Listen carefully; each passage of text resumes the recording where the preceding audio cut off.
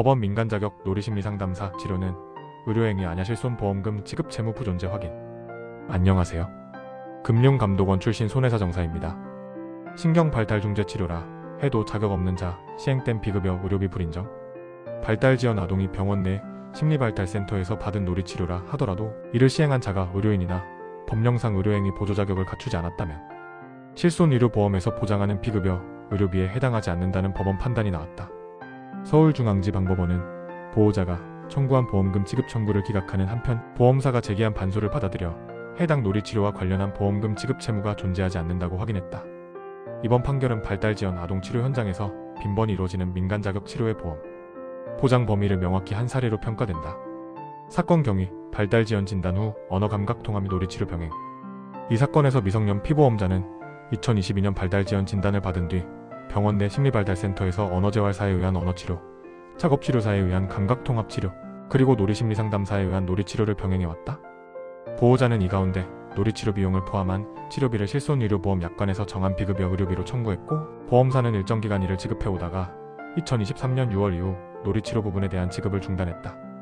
보험사는 놀이치료가 신경발달중재치료 NG9의 일환으로 주장되더라도 이를 시행한 놀이심리상담사는 의료인도 아니고 보건의료관계 법령에 따라 의료행위를 보조할 수 있는 자격을 갖춘 자도 아니므로 의료비에 해당하지 않는다고 판단했다.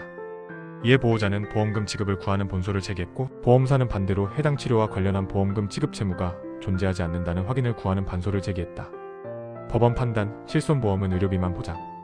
법원은 실손의료보험의 본질은 피보험자가 부담한 의료비를 보전하는 데 있고, 여기서 말하는 의료비란 국민건강보험법이나 의료급여법에 근거한 요양급여의료급여 또는 비급여에 해당하는 의료행위로 인한 비용이라고 전제했다. 의료행위는 의료인 또는 법령에 따라 의료행위를 보조할 수 있도록 자격이 부여된 자만이 시행할 수 있으며 그 자격 요건은 엄격하게 해석돼야 한다고 판단했다. 이 사건에서 놀이치료를 시행한 놀이심리상담사는 민간 자격을 보유한 자에 불과하고 의료인이나 의료행위 보조 자격을 인정받은 직역에 해당하지 않는다는 점에는 다툼이 없었다.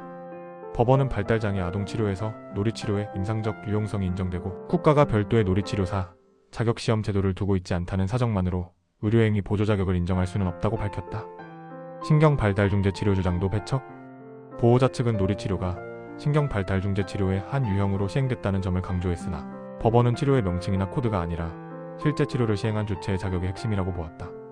신경발달중재치료라는 틀 안에서 이뤄졌다고 하더라도 자격 없는 자가 시행한 행위라면 실손보험 약관에서 정한 의료비로 볼 수 없다는 것이다. 재판부는 이러한 판단이 놀이치료의 효용이나 필요성을 부정하는 것은 아니며 다만 보험계약에서 보장하는 범위와 그렇지 않은 범위를 구분한 것에 불과하다고 설명했다. 결론 본소 기각 반소 인용.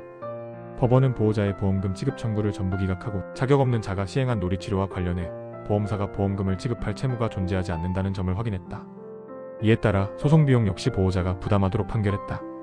이번 판결은 실손보험 분쟁에서 치료의 필요성이나 선의 여부가 아니라 약관상 보장 대상인 의료행위에 해당하는지 여부를 자격 기준으로 엄격히 판단해야 한다는 원칙을 분명히 한 결정으로 평가된다.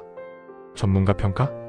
조대원 손해사정사는 이번 판결에 대해 실손보험에서 보장하는 비급여 의료비의 범위는 치료 효과가 아니라 의료행위의 법적 자격 여부로 판단된다는 점을 명확히 한 판결이라며 발달치료 영역에서 민간자격 치료가 광범위하게 이루어지는 현실과 별개로 보험금 청구 단계에서는 치료 주체의 자격을 먼저 점검해야 한다는 실무적 기준을 제시했다고 평가했다. 손해사정사무소 가온이었습니다. 감사합니다.